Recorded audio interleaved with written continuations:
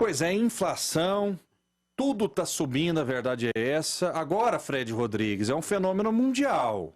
Tem gente que acha que essa situação está acontecendo só no Brasil, só no nosso quintal.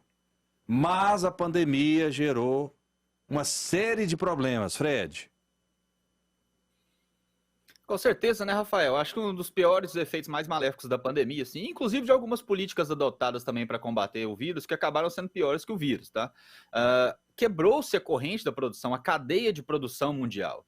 Então, quando você quebra essa cadeia, o que é essa cadeia de produção que eu falo? Hoje em dia, a economia nossa ela é toda globalizada. Então, você depende, às vezes, de um produto que está sendo fabricado lá na China para dar andamento numa produção de uma fábrica de embalamento, de embalagem de pacote de arroz aqui no Brasil. Então, quebrou-se essa cadeia de produção, o mundo está descompassado e isso acaba gerando reflexo em todas as economias do mundo. E não é que a economia está 100% ruim, você vê a geração de emprego nesse ano de 2,5 milhões de novas vagas, né? Então, foi um recorde dos últimos 12 anos da geração de empregos aqui no Brasil. No entanto, para a população, esse reflexo ele não é imediato, né? Porque a população ainda vai trabalhar, ainda vai adquirir sua renda, fazer suas economias, para então perceber a inflação, ela já tem um aspecto muito mais imediato na vida do cidadão. Ele percebe no aumento do combustível, no aumento do arroz, os itens da cesta básica, né? Essa própria questão do combustível, a gente está vendo chegando aí a R$7 hoje, não é um fenômeno exclusivo do Brasil, o combustível está caro no mundo inteiro. Se eu não me engano, na verdade, no Brasil, acho que está em 50º lugar na questão de combustíveis mais caros, ou seja, há 50 países na nossa frente onde o combustível está mais caro. A própria questão dos Estados Unidos, muita gente fala, né, seria algo mais produtivo, então, fazer a privatização da Petrobras. Eu defendo, sim, essa privatização da Petrobras, mas só isso não resolveria, porque você poderia quebrar o monopólio da Petrobras, mas não é garantia de que os preços abaixariam imediatamente. Prova disso é que nos Estados Unidos não há monopólio, né, da distribuição do petróleo, e mesmo assim os combustíveis lá estão atingindo o nível recorde, né? E é um país que, tradicionalmente, o combustível é muito barato em razão da concorrência. Então, o que a pandemia fez na nossa economia foi algo, assim, assustador, né? Assustador. O Brasil está tendo uma recuperação decente, o governo federal está atuando de forma muito enérgica para resolver isso, né? Eu vejo até sendo criticado agora por causa do auxílio de R$400, mas é muito complicado.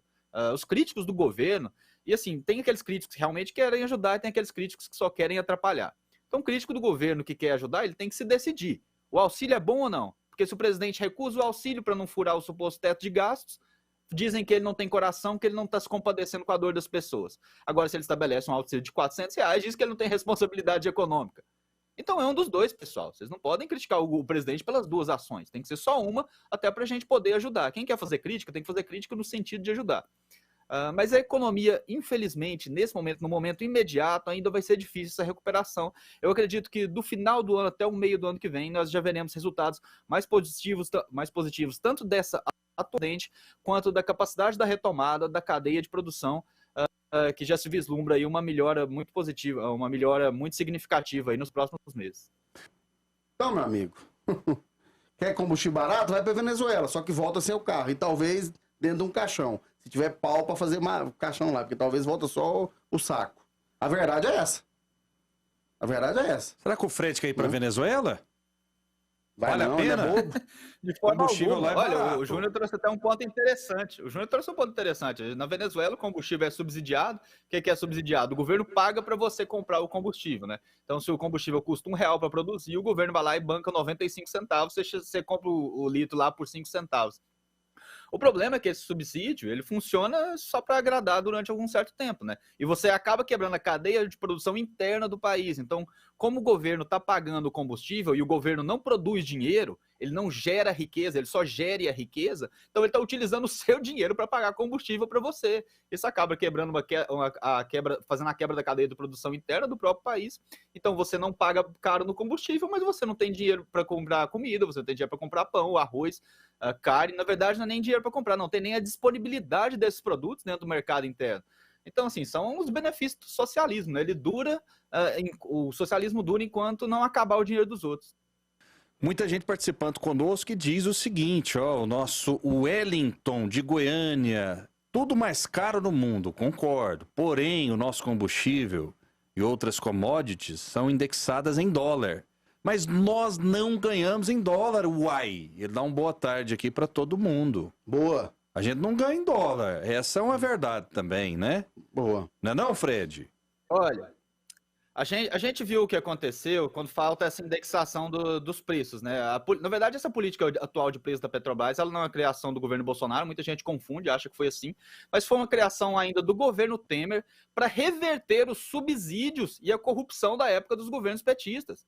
Quem não se lembra quando a Dilma, numa única assinatura que ela falou que ela não leu o documento antes de assinar, que foi a refinaria de Pasadena, ela deu prejuízo de US$ 1 bilhão para os cofres públicos brasileiros, naquele contrato da refinaria de Pasadena, onde nós perdemos a refinaria e tivemos que arcar com os custos do prejuízo do contrato.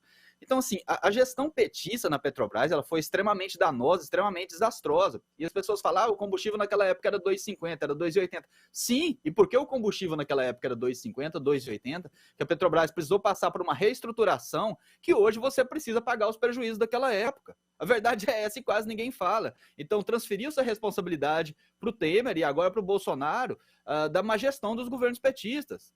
Então eu entendo claramente o que o ouvinte está falando, nosso telespectador está falando, olha, a gente não ganha em dólar, a gasolina está cara. Eu vi ontem nos postos ajustando para 7,20, pessoal.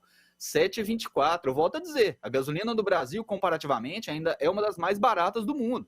Há países que, teoricamente, têm a economia mais forte, têm uma liberdade econômica maior, mas estão com a gasolina muito mais cara que a nossa. Então, nossa economia, comparativamente, ainda está uma das mais baratas do mundo. E o que a gente teve, o que a gente viu ano passado, e esse ano, e provavelmente começo do ano que vem também, foi uma situação de pandemia que quebrou a cadeia de produção mundial, pessoal. Então, assim, transferir a responsabilidade para o governo federal nesse exato momento não é produtivo, sabe? Eu sei que muitas pessoas querem achar alguém para culpar, mas se realmente essa for a necessidade, a gente tem que olhar para a má gestão da época dos governos petistas que destruíram a Petrobras, destruíram as contas públicas brasileiras, e essa conta a gente está pagando até hoje.